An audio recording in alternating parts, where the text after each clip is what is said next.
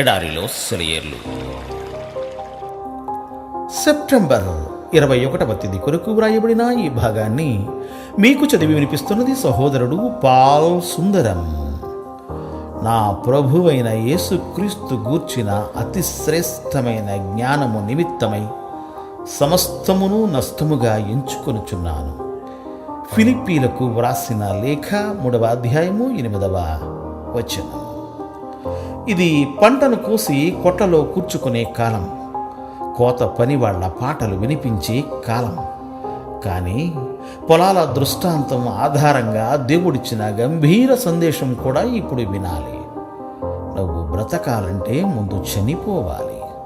సుఖవంతమైన జీవితానికి స్వస్తి చెప్పాలి.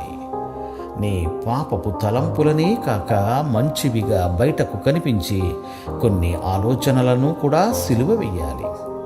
నువ్వు ఫలించాలంటే చీకటిలోనూ ఒంటరితనంలోనూ పాతి పెట్టబడాలి.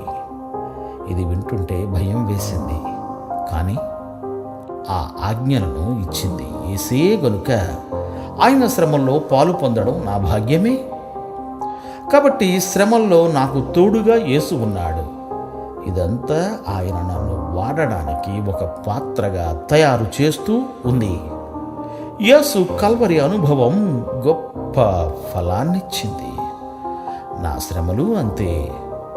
బాధ ద్వారా సమృద్ధి, మరణం ద్వారా జీవం.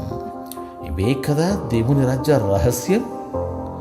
మొగ్గ విచ్చుకొని పువ్వులా మారితే దాన్ని మరణం అని అంటామా? వెదకి కనుగొని వెంబడించి శ్రమిస్తే ఆశీర్వదిస్తాడా ఆయన? పరిశుద్ధులు, అపోస్తులు, ప్రవక్తలు, హతసాక్షులు అవును అని పలికారు. దేవుడు మిమ్ము దీవించుగాక. Amen, amen.